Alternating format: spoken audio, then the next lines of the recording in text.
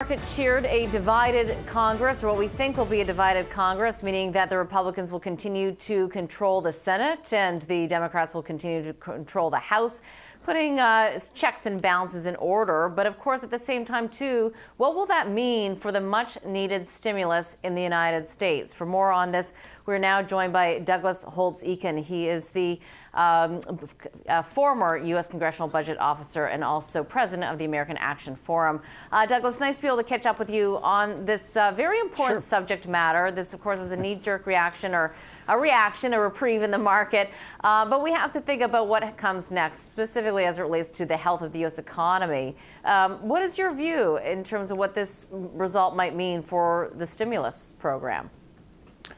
Well, I certainly think, given what we know, that Republicans will, in fact, continue to control the Senate, but probably with a thinner margin than they had in the previous Congress. We're likely to see a smaller stimulus. We won't see $3 trillion as House Speaker Nancy Pelosi has wanted, but we will see it sooner. Mitch McConnell has already said, he's the Senate Majority Leader, he has already said that he thinks they should do a stimulus deal in the lame duck, so before the end of this year. That's because he has more senators now under his control than he will in January. So this is the time for him to strike a deal. I don't see any reason why even a lame duck President Trump would object to that. And so we're likely to see stimulus quicker, but not as big as Democrats might have hoped. And when we think about stimulus, what's so key and critical in terms of how it is utilized? Specifically, I know that you're well known as it relates to applied economic theory and policy, and it's so important to make sure stimulus goes in the right areas that will actually contribute to true growth. What would that look like? I think there are two key elements. One element is to make sure that we never lose track of the public health mission.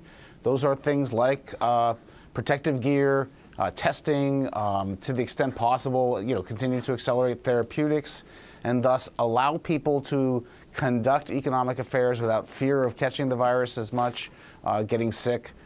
That has to be in there somewhere. But also, this recession has turned out to really be a tale of two economies. For high-skilled workers in America, this recession is essentially over. Their incomes have continued to grow. Their consumption has declined only because they're afraid to go out, and if we can solve that, the spending will return to normal.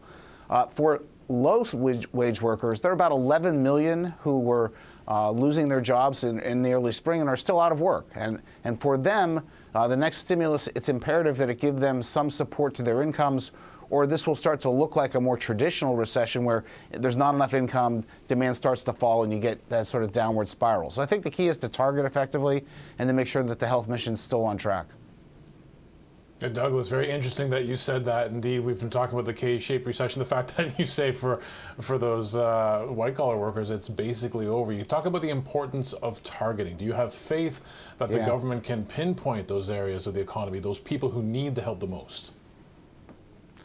I think one of the easy ways to do it is to go back to the unemployment insurance system and to provide a federal supplement to that state unemployment insurance.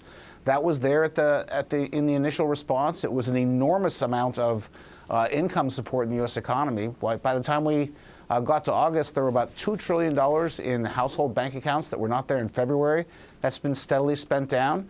That targets effectively those who are long-term unemployed, and we know that the unemployed tend to be lower income. So that's the place to start. I don't think you have to do anything fancy. Just supplement the existing benefit for a longer period of time. How tactical do they need to be in terms of businesses? Oh, sorry, Catherine. No, I just wondering how tactical they need to be in terms of businesses that will need help as well, because of course it is key to have an employer. Perhaps there's some big businesses who have done very well during this pandemic that don't need assistance. So again, I avoid the blanket approach of some businesses don't need the help at all, others desperately need it. So I think we've had two approaches to the business community in the U.S. One, the Paycheck Protection Program, targeted small businesses and was very effective at getting money out the door, over $500 billion in the month of April alone. Since then, it's had excess funds. There hasn't been much take-up of those loans, which, if you're focused on paying your payroll, you are forgiven and turned into grants. So that was a very effective program. Sort of making sure that it stays in place for those small businesses who have survived and need a little more help, I think, is important.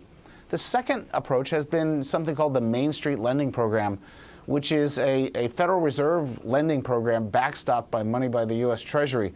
It's been a disaster. No one has been interested in those loans. The Treasury had about $500 billion for various loan facilities and has effectively put out only about $20 billion of it. So there's a real need to get that part of the response up and running more effectively, looser terms on the loans, longer repayment periods, things like that, because it's really been the Achilles heel of the recovery. And we are hearing from the sort of mid-cap businesses that they need some help and they're just not getting it.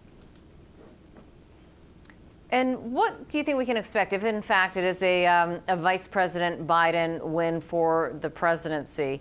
What should we expect to see as it relates to tax policy? Well, it'll be interesting to see. Certainly he has campaigned on and stressed that he would, the minute he was elected president, raise the corporation income tax rate to 28%, raise the top individual tax rate back to 39.6%, undertake a variety of other tax measures on people targeting those making more than $400,000. At the same time, he has just finished speaking on TV and stressing that he is the president of, he has the votes, he thinks, he's got enough states, so he will be the president of the United States, not a Republican president, not a Democratic president, but a president of everyone, and really stressed a unity message. And he's done this pretty regularly toward the tail end of the campaign, and now again today. Raising taxes is not a unity policy in the United States. Republicans will be opposed, and so he may still want to do that, but I think it's going to be interesting to see what he chooses to do first. Right? What is it that he can reach out and get both Republicans and Democrats in Congress to support, both to have a message of unity and some action that looks unified, and then pursue the rest of his platform as it's feasible, given that Republicans really aren't going to support all parts of it. That's an interesting point. As we also, of course, listened to Vice President Biden speak just moments ago, certainly making life more difficult for the energy sector in the United States also would not be unifying. So Yes. What do you think we might expect to see there? Well, it's interesting. He's got this enormous clean energy program, a proposal that would spend upwards of $5 trillion over the next 10 years. But hidden in there is the request that Congress would pass an enforcement mechanism. Now, whether that enforcement mechanism is some sort of regulatory scheme or a carbon tax has never been said.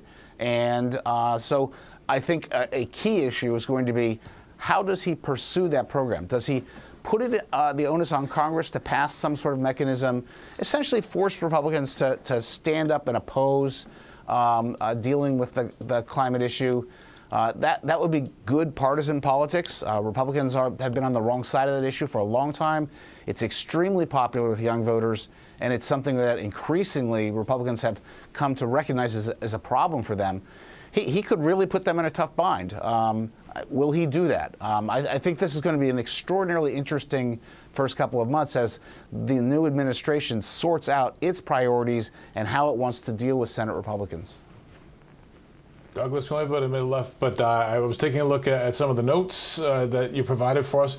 President Trump has been fond of saying he's going to get the Supreme Court involved in all this. You say the Supreme Court will be influential, but perhaps not in the way that we think. Yeah, I think this is an interesting possibility. We have seen deadlocked Congresses now for quite some time in the United States, and under former President Barack Obama, and again under this President Trump, there have been an extraordinary amount of executive actions, in many cases stretching or even exceeding the authorities that Congress thought they'd given the president to dictate immigration policy, trade policy. This president has done essentially everything by executive order, including ordering up $200 billion worth of drug cards for seniors. And so he's now installed a much more conservative Supreme Court. Almost every one of those executive actions gets litigated, and it may very well be the case that they decide the Constitution didn't make the president a king, and we're going to dial that back. I think that's something that's really worth watching. Fascinating stuff. Douglas, thanks so much for joining us. Thank you. Douglas Holtz-Eakin, former director of the U.S. Congressional Budget Office and president of the American Action Forum.